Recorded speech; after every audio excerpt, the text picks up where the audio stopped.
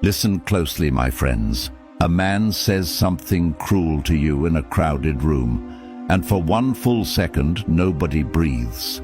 Your ears go hot. Your hands close into fists you didn't order them to make. And somewhere underneath all of that heat, a single ancient question is waiting for you. The same question a starving man in chains once answered so completely that his answer outlived the empire that enslaved him. What do you do with the 2 seconds before you speak? Because those 2 seconds decide everything. They decided whether Epictetus walked out of his master's house a slave in body, but untouched in spirit, or broken entirely. They decide today whether you walk out of that room as the person you actually want to be, or as a puppet pulled by strings somebody else was holding the whole time. Stay with me, because by the end of this video, you will never hand another human being those strings again. Somewhere right now, someone is rehearsing exactly what they're going to say to you the next time you give them an opening. A comment about your work, your choices, your body, your worth. Something sharpened in advance and aimed with intent. You cannot stop that rehearsal from happening on their end. What you can control, completely and entirely, is what happens on yours, in the small decisive gap between the moment their words land and the moment you choose what to do about it. That gap is smaller than a single heartbeat, and it is also, according to every major figure in this entire tradition, the single most important piece of real estate you will ever own. Welcome to Wisdom of the Stoics, the channel where we take philosophy that was tested in prisons, on battlefields, and in the private, unpublished journals of emperors, and turn it into something you can actually carry into your next hard conversation. Not slogans, not quotes on a gym wall, working tools. If any part of this lands for you today, consider subscribing, because we go deeper into this discipline every single day, and where we're headed next builds directly on what you're about to learn. Let's get into it. Here is a truth almost nobody says out loud. A provocation is never really about you. It only feels that way because it is aimed at you, timed for you, worded specifically to find the weak seam in your armor. But underneath the aim, a provocation is a request. It is someone, consciously or not, asking your face, your voice, your whole nervous system to hand over proof. Proof that they matter enough to move you. Proof that they have power over the one thing you actually own, which is your own response. Most people spend their whole lives handing that proof over for free. Think of how a coastline behaves when a wave comes in hard and fast, thrown by some far-off storm, with no idea what it's about to hit. The wave doesn't ask permission. It doesn't care what mood the rock is in that day. It simply arrives, all foam and violence and noise, exactly the way an insult arrives, exactly the way your uncle's tired old joke arrives every single year at the same dinner table. And here is the part worth sitting with. The rock has been struck by 10,000 waves before this one. It is still standing there.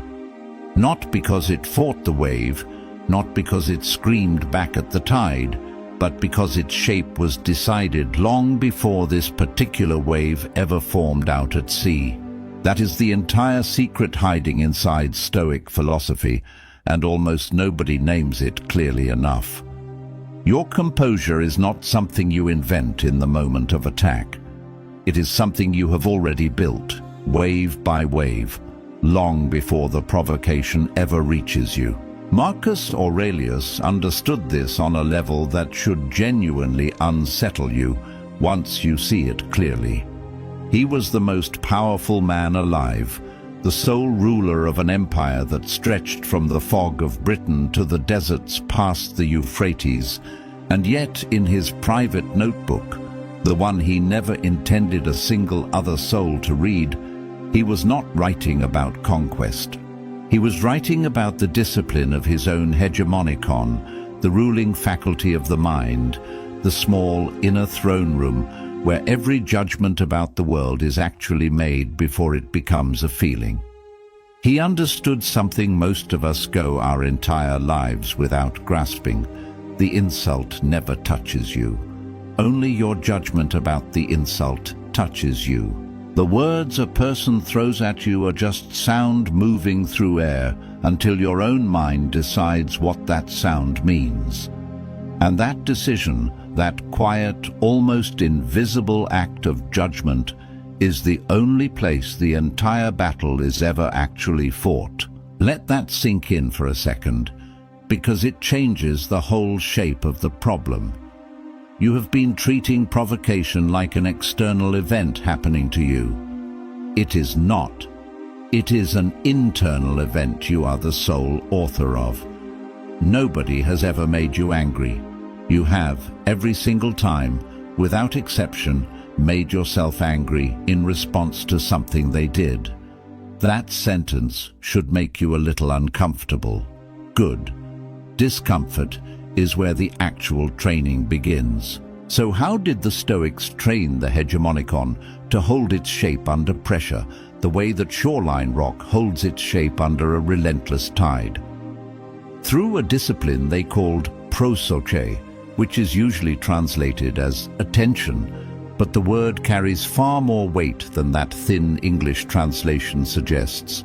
Provoke means a kind of constant, watchful presence over your own mind, catching a judgment the instant it forms, before it has the chance to calcify into an emotion, and long before that emotion has the chance to calcify into an action you cannot take back.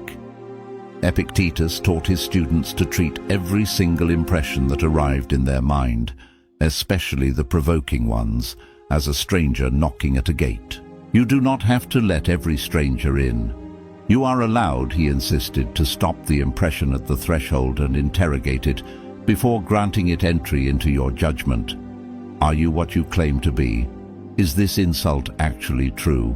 Does it actually threaten anything real? Most impressions, when questioned this directly, wither on the spot. They were never strong enough to survive scrutiny. They only ever worked in the dark, in the unexamined half-second, where we let them straight through the gate. Here is where it gets practical, so let's walk through it together. Somebody at work quietly takes credit for something you built.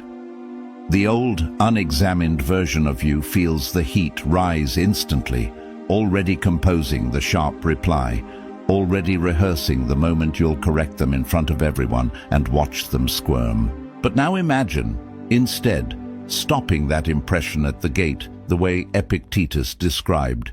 You ask it directly, is this actually a threat to who I am?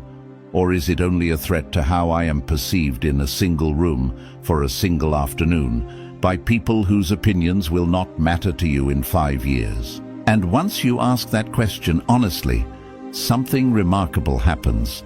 The heat doesn't vanish, not instantly. That would be dishonest to promise you. But the heat loses its grip on the wheel. And from that slightly cooler seat, you can choose your actual words. Something like, "That's an interesting way to describe it," said evenly, without a single hint of defensiveness, and then you simply continue with your day. Watch what that does to the person who was hoping for a reaction. They came holding a lit match, ready to watch something burn, and instead they are standing there holding a match with nowhere to put it. There is a very specific kind of silence that follows a provocation that has failed to provoke, and it is one of the most disorienting silences a manipulative person will ever experience. Every 20 seconds in this video, I want to leave you with something you can actually carry. So here is the first one. Anger is not power. Anger is information leaking out through a crack you didn't seal in time. Write that down if you need to. We will come back to it. Let's walk through a few more of these scenarios, because philosophy that only lives in the abstract is philosophy that will fail you the moment you actually need it. Picture the version of provocation that arrives through a screen instead of a room. A stranger, someone you will never meet, someone who knows nothing true about your life, leaves a comment engineered purely to wound. The old reflex wants to answer cruelty with cruelty, to win an argument that was never actually an argument, only bait dressed up as one. But apply the same gait Epictetus described. Ask the impression directly whether it deserves entry. A stranger's opinion, formed in 10 seconds, based on nothing, carrying no weight in your actual life, is not evidence of anything except that this particular stranger was, in that moment, unhappy enough to reach for you. You do not have to catch what is thrown at you simply because it was thrown. Let it pass by the way a current moves past a stone without ever managing to move the stone itself. The stone was never trying to fight the current. It simply had no interest in being carried anywhere it hadn't chosen to go. Or picture the harder version, the one that actually costs you something. A partner in the middle of an argument that has nothing to do with the actual subject anymore says something designed to land exactly where it will hurt most. Something they only know how to aim so precisely because you once trusted them with the location of every one of your soft places.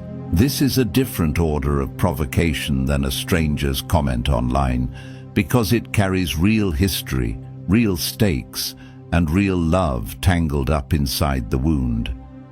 Here, the Stoic answer is not detachment, and it was never meant to be.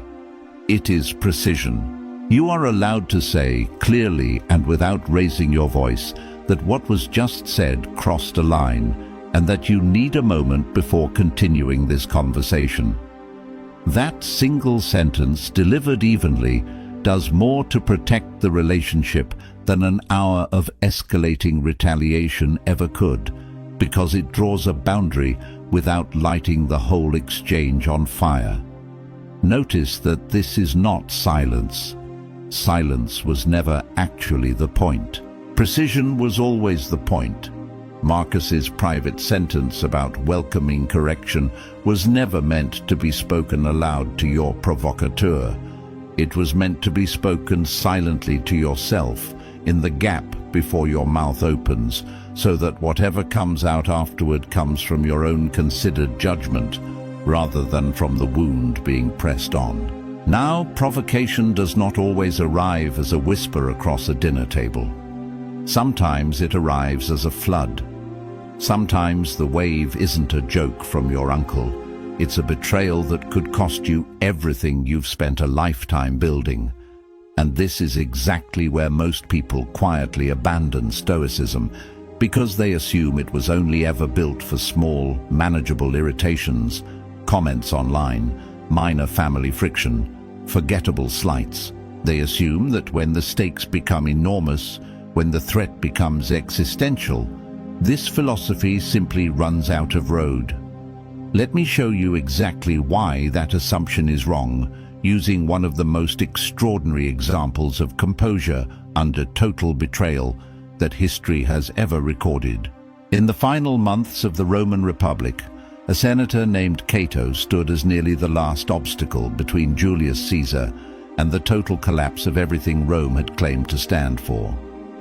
Cato had spent his entire adult life as a kind of living rebuke to corruption, incorruptible in an era defined by bribery, blunt in an era addicted to flattery, and utterly unwilling to bend his principles for convenience, comfort, or survival. When Caesar's legions finally crossed into Roman territory in open defiance of the Senate, when the republic that Cato had spent his whole life defending began to fracture beyond repair, Cato found himself in the North African city of Utica, cut off, defeated, surrounded, with every practical path forward closing around him like a tide coming in over a low shore. Caesar, notably, did not want Cato dead. Caesar wanted the propaganda victory of publicly forgiving his most famous enemy, of demonstrating his own mercy to the watching world by pardoning the one man whose principles had never once wavered. Think about the provocation buried inside that offer. Survival itself, dangled as bait, on the condition that Cato accept life on Caesar's terms, inside a republic that Caesar had just finished strangling. Cato refused, not out of despair and not out of simple stubbornness, but because accepting Caesar's mercy would have meant accepting Caesar's right to grant it, accepting that the tyranny had already won the deeper argument. Accounts describe Cato spending his final night calmly reading Plato's dialogue on the immortality of the soul, discussing philosophy with his household as though the evening were entirely ordinary, before withdrawing to take his own life rather than live inside a world where his consent to tyranny would be treated as forgiveness rather than surrender. This was not rage. This was not a man lashing out at his circumstances. This was the single most extreme act of holding a shape under pressure that Roman history preserves, a man choosing, with total clarity and zero theatrical fury, exactly what kind of person he was going to remain, right up until the final second was spent. You will likely never face a decision with those exact stakes. But notice the mechanism, because the mechanism is identical whether the pressure is a falling republic or a passive-aggressive text message. Something enormous, something that feels like it could sweep away everything you've built, presses in on you, and in that moment you are handed a single, narrow, ferociously important choice. Will you let the pressure decide who you are, or have you already decided who you are long before the pressure ever arrived? Cato had decided that answer years earlier, in 10,000 smaller moments of practiced integrity, the same way that coastal rock had already decided its shape through 10,000 earlier waves, long before the wave that history remembers ever crashed against it. Here's the second thing I want you to carry forward, because it matters just as much as the first. The people who provoke you most successfully are not testing your intelligence, and they are not even really testing your patience. They are testing whether you have already decided who you are. If you have, there is nothing left for them to move. There is an earlier story, less famous than Cato's, that I think belongs right alongside it, because it shows this same discipline in its origin, long before it ever became a school of thought with a name. Zeno of Citium was, before he was a philosopher, a merchant, a man who had built his life around cargo and coastline and the ordinary business of moving goods from one harbor to another. Then, somewhere off the coast near Piraeus, his ship went down, and with it went the entire fortune he had spent years accumulating. Everything he owned settled onto the floor of the sea in a single afternoon. Most people, faced with a loss like that, would have understood it as the end of something, a wound with no possible answer.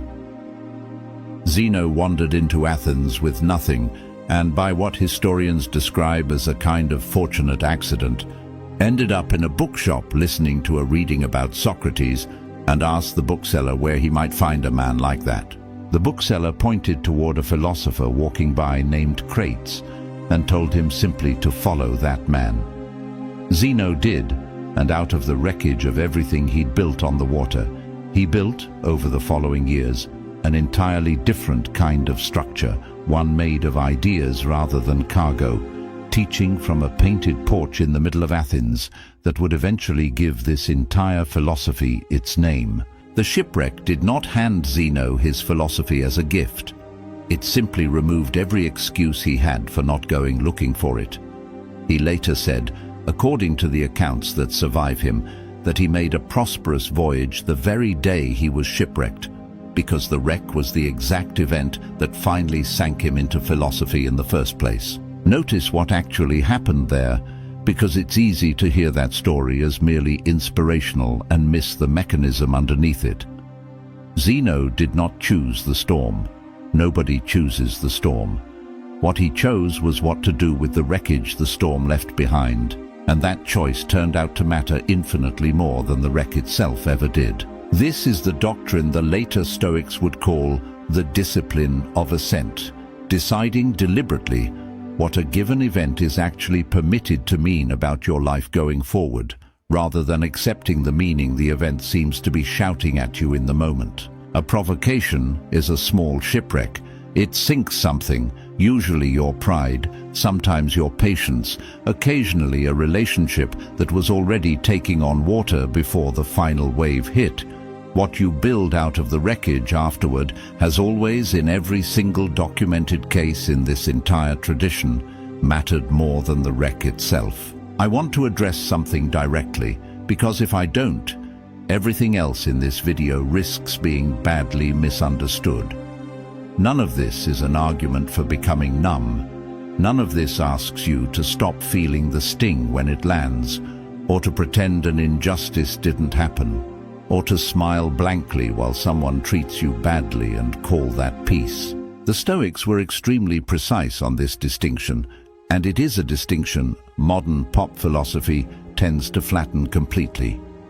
They drew a hard line between what they called propatheiai, the first involuntary jolt of feeling, the flinch, the heat rising in your chest, the instinctive tightening in your jaw, and what comes after it, the fully formed emotion, the judgment, the action you choose to take. Seneca was direct about this.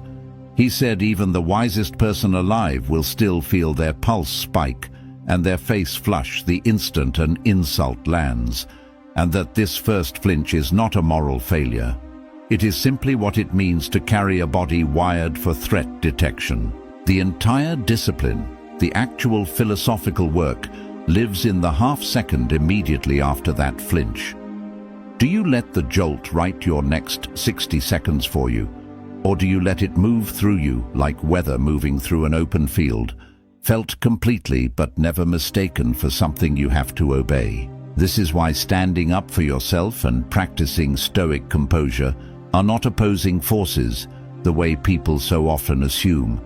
They are, in fact, deeply compatible and arguably inseparable. Epictetus, despite everything he taught about acceptance and restraint, was famous among his own students for being sharp, blunt, and entirely unafraid to correct them directly when they were wrong. He did not pretend cruelty didn't happen around him. He simply refused to let his response to cruelty be authored by the cruelty itself. Picture this playing out with a supervisor rather than a stranger, because the stakes here often feel higher, and the temptation to either explode or collapse into silence gets stronger accordingly. Your manager dismisses an idea you spent real effort preparing, doing it in front of the entire team, in a tone that makes clear the dismissal was never really about the idea at all. The frightened version of you goes quiet and shrinks for the rest of the meeting, swallowing the sting and letting it curdle into resentment for the rest of the week. The reactive version of you snaps back in the moment, technically correct, but delivered with enough heat that everyone in the room remembers the tone rather than the substance. Neither of these is the kathekon, the fitting response. The fitting response might sound like this, said evenly, without a flicker of defensiveness. I'd like to walk through the reasoning behind this after the meeting, because I think there's more here worth considering. That single sentence does three things at once. It refuses to be dismissed, it refuses to escalate, and it moves the actual substance of the disagreement to a setting where it can be handled with the seriousness it deserves, rather than performed for an audience that was never going to help resolve it anyway.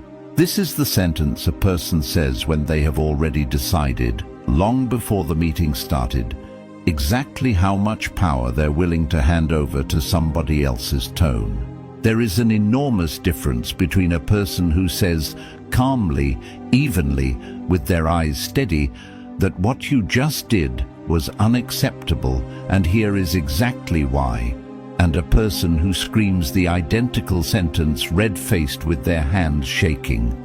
The content of the two sentences can be word for word the same, but only one of them lands as strength, The other one, however justified the underlying point might be, reads instantly as someone who has lost the one thing that actually mattered: command over themselves. This is what a chosen, precise sentence delivers that raw fury never can. Something short, something declarative, something that closes a door instead of dragging the argument open into 10 new rooms. That's enough. We can talk again once this is calmer. I won't accept that. Notice how none of those sentences ask permission, and none of them beg for the other person's agreement. They simply state a boundary and let the silence afterward do the rest of the work. So if any part of you has been quietly afraid that Stoic calm will slowly turn you into someone who just absorbs mistreatment forever, someone who disappears to keep the peace, let that fear go completely. This philosophy is not asking you to vanish. It is asking you to become so genuinely settled inside your own judgment that nobody, no matter how skilled a provocateur they are, can talk you into becoming a version of yourself you wouldn't respect in the morning. Third thing to carry with you, and this one is the hinge the entire video turns on. Composure is not a personality trait some people are lucky enough to be born with. It is a trained capacity, built the exact same way strength is built in a body, through repeated, deliberate exposure under controlled conditions, long before the real test ever arrives. There's a word inside this tradition that almost never makes it into the popular version of Stoicism, and once you understand it, the whole picture snaps into focus. The word is kathekon, and it means, roughly, the appropriate action, the fitting response, the thing a reasonable person does given exactly who they are and exactly what the moment calls for. This matters enormously here because it corrects a mistake nearly everyone makes the first time they encounter this philosophy, the assumption that the ideal Stoic response to every provocation is simply nothing: silence, withdrawal, a closed door with no action behind it at all. That was never the teaching. Kathekon is not passive, it is precise. Sometimes the fitting response to provocation genuinely is silence. Sometimes it is a single calm sentence.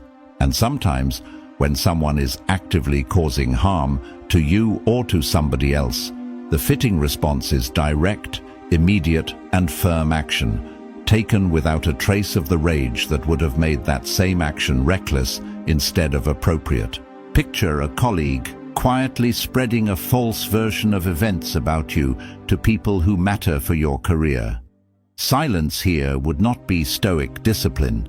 Silence here would simply be damage left unaddressed, a leak in the hull mistaken for calm water.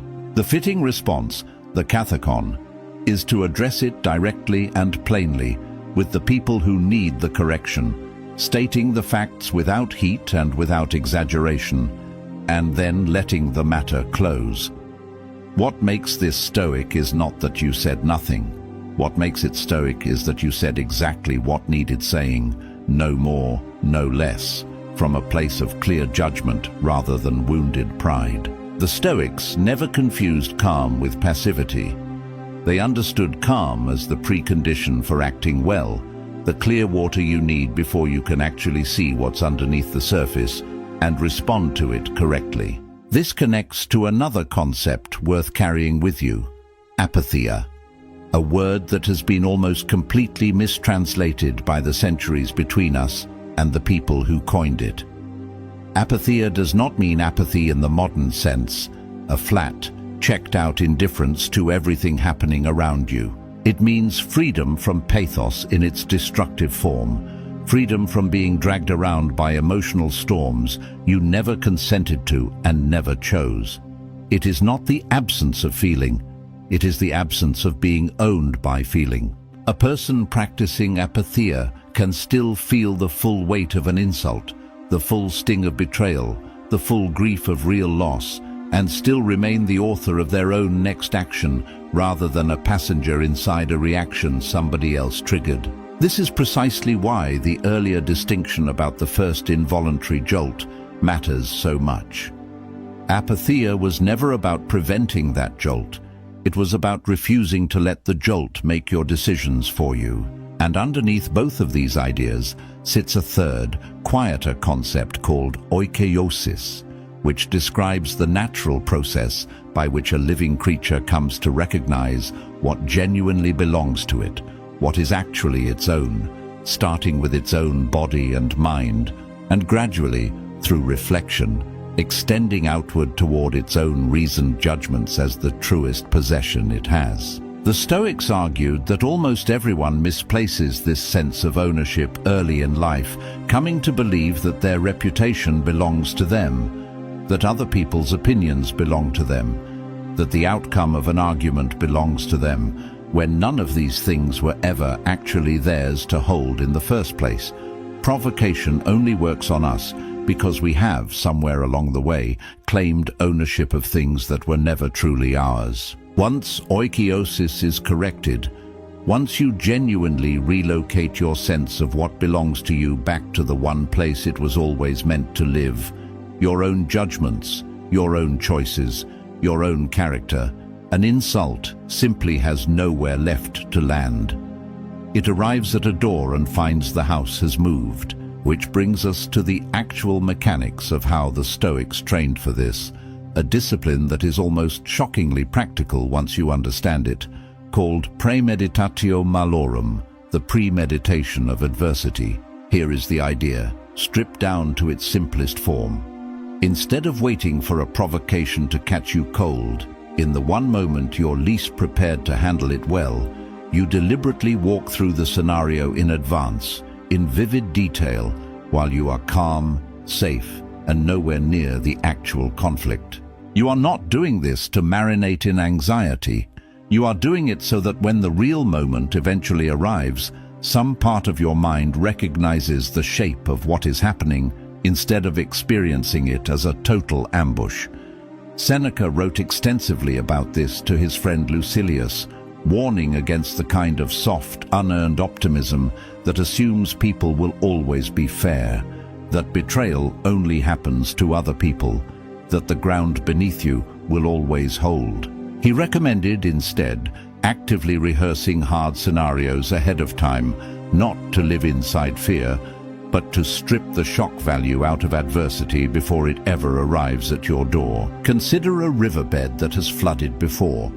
The water carves a path the very first time it rushes through with force, and every flood after that first one follows the channel the earlier flood already cut.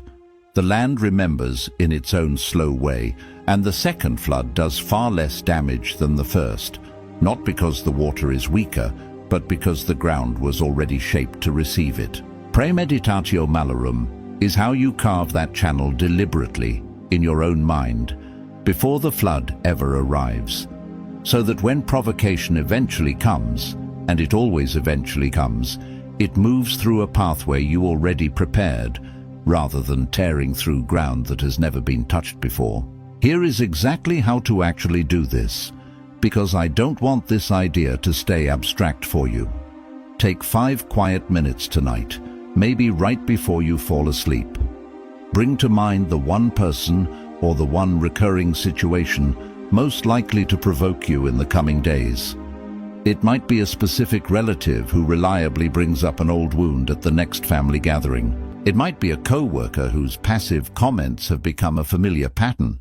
It might simply be the anonymous cruelty that shows up in comment sections if you put any of your own work out into the world. Picture the scene with real specificity. What will they likely say? What is the sharpest, worst version of the comment they might make? And then, this is the part that actually does the work. Mentally rehearse your response. Not the furious, satisfying version your imagination wants to hand you. The short, calm, undefended version. Picture yourself saying it evenly. Picture their reaction to your total lack of reaction.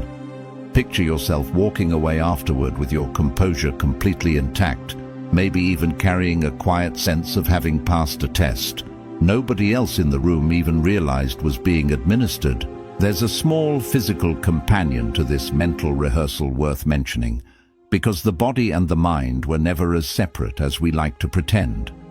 When you feel the first jolt of provocation rising, before a single word leaves your mouth, take one slow breath in through the nose, held for a moment, released slowly. This is not a trick, and it is not unrelated to anything we've discussed so far. It is the physical equivalent of Epictetus's gait, a deliberate pause inserted between the impression and your assent to it, giving your judgment just enough time to actually arrive before your mouth does. Think of it as a tide pulling back before it gathers itself to come in again. That brief withdrawal is not weakness. It is exactly what gives the following wave its shape and its control, rather than letting it simply crash forward as raw, undirected force. Marcus Aurelius performed his own version of this ritual literally every single morning of his adult life. Near the opening of the second book of his private journal, he reminded himself, before the day had even properly begun, that he would encounter difficult people before nightfall, people who would be ungrateful, arrogant, deceitful, envious, and unsociable. And rather than letting that expectation curdle into dread, he used it as a kind of daily inoculation. By the time actual rudeness or betrayal reached him later that day, it was never a genuine shock to his system. It was something his mind had already, quietly, accounted for hours earlier. He had decided who he was going to be in that moment, long before the moment itself ever arrived to test him. Fourth thing to carry with you.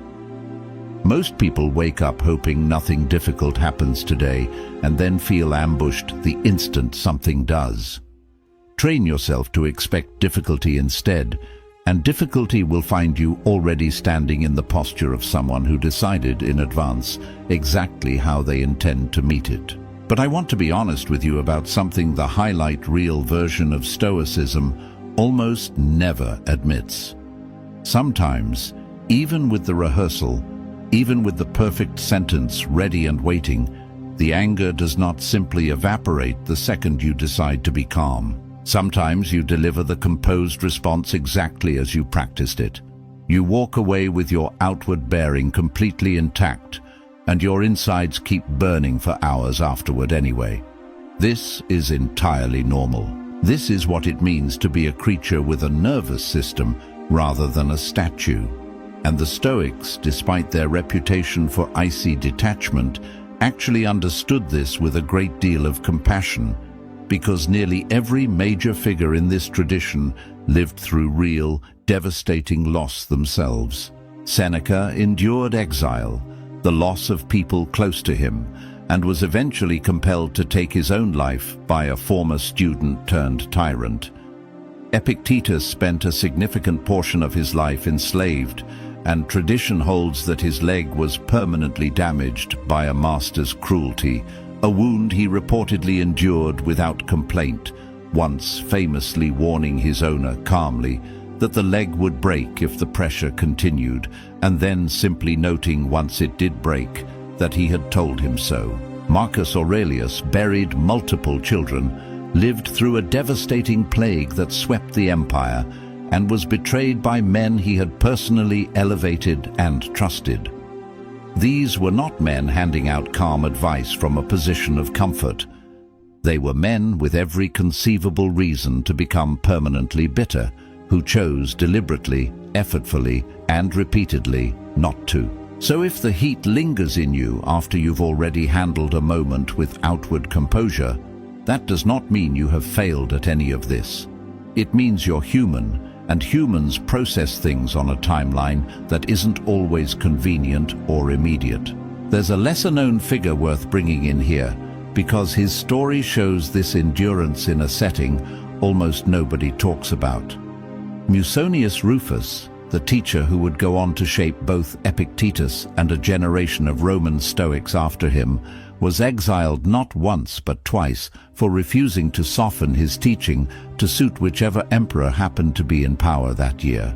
His second exile sent him to Gyros, a small, harsh, wind-scoured island in the Aegean, a place so barren it was used specifically because almost nothing could survive there comfortably, stripped of fresh water, stripped of shelter, stripped of anything resembling the life he'd built in Rome. And according to the accounts that survive him, he did not spend that exile in bitterness.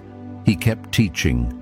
He is said to have discovered a freshwater spring on the island that made the place more habitable for the small community of exiles who gathered around him, turning a punishment designed to break him into a place people actually sought out to learn from him. Picture that barren coastline, salt wind cutting across bare rock, absolutely nothing about the setting offering comfort, and picture a man choosing, in that exact setting, to keep doing the one thing that was never actually his captors to take from him, which was to keep thinking clearly and keep speaking honestly. The island did not soften. Musonius did not need it to. What this quietly tells us is that the answer was never in the surroundings. It was never a matter of getting circumstances calm enough to finally deserve your composure. The composure was always the thing you brought to the barren island, not something you waited to receive from it. What this philosophy offers here is not a way to instantly erase residual anger. It is a way to keep that residual anger from calcifying into something far more corrosive: resentment.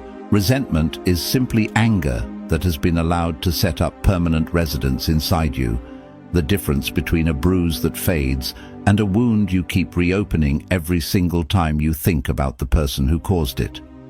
One tool Marcus returned to constantly for this exact problem was examining whether the person who wronged him acted out of genuine malice or out of their own confusion, their own distorted understanding of what actually matters. He wrote that people who do wrong are, almost without exception, operating from a mistaken idea of what is good, mistaking cruelty for strength or insecurity for superiority.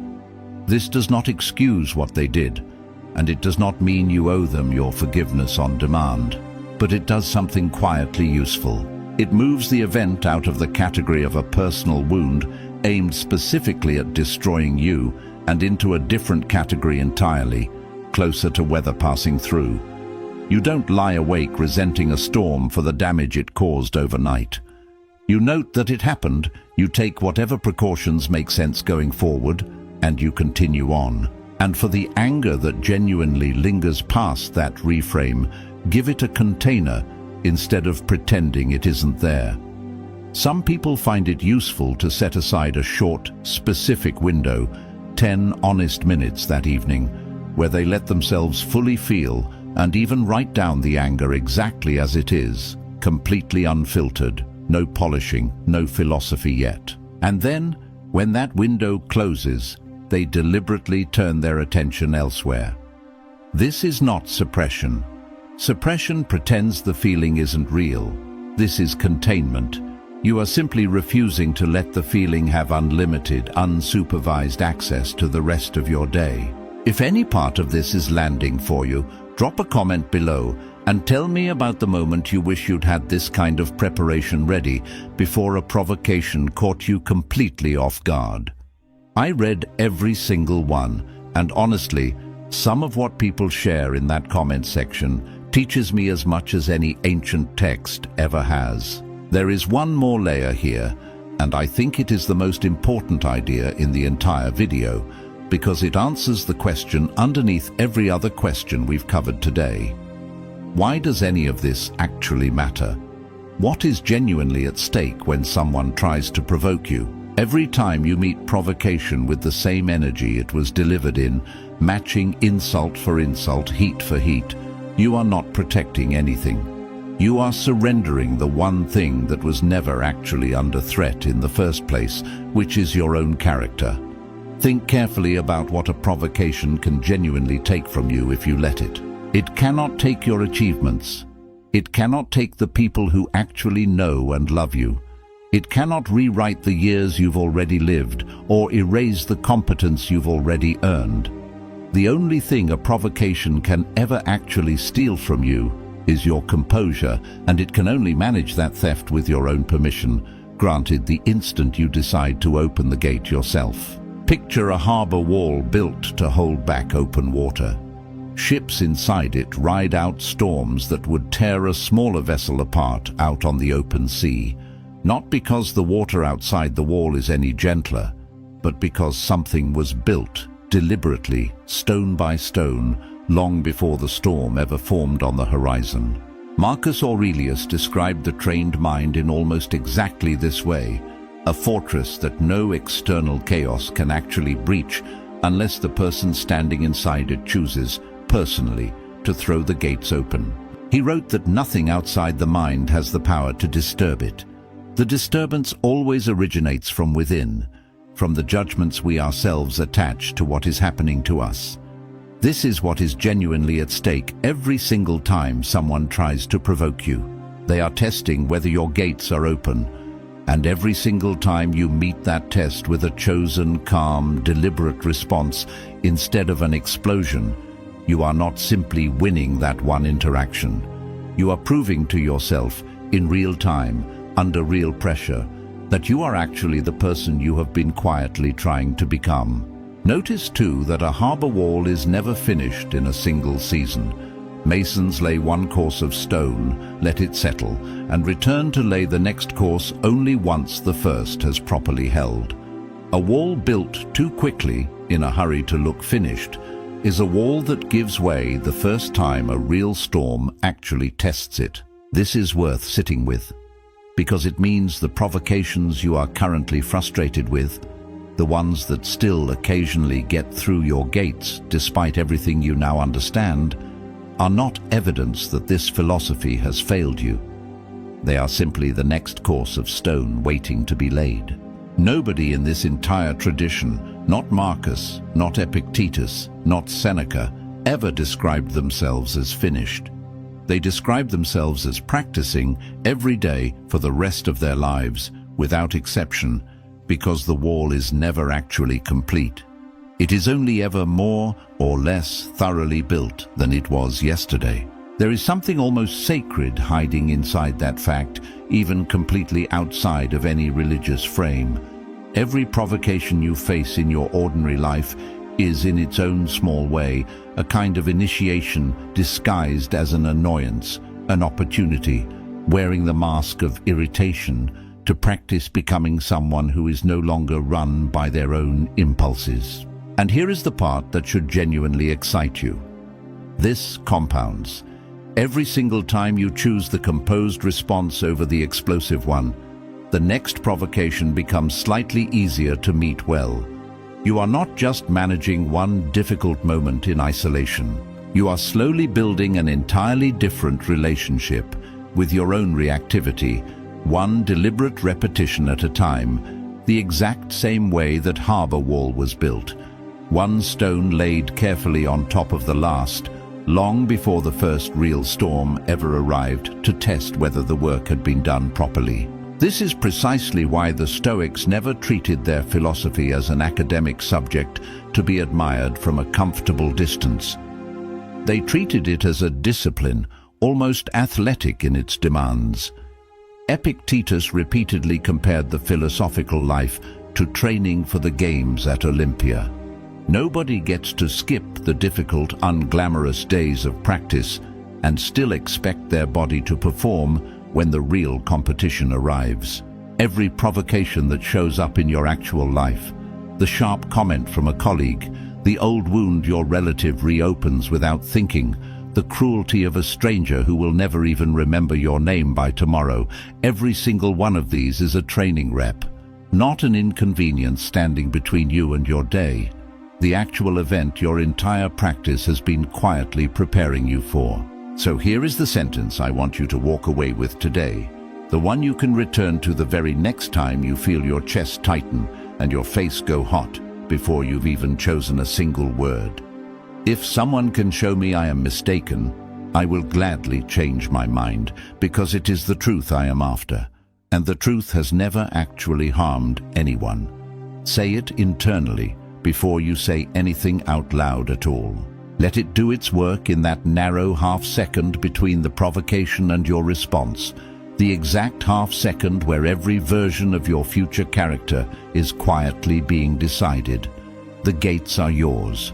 Nobody gets to open them but you. Somewhere between now and the next time someone tries to provoke you, you're going to have a choice to actually put this into practice, probably sooner than you expect.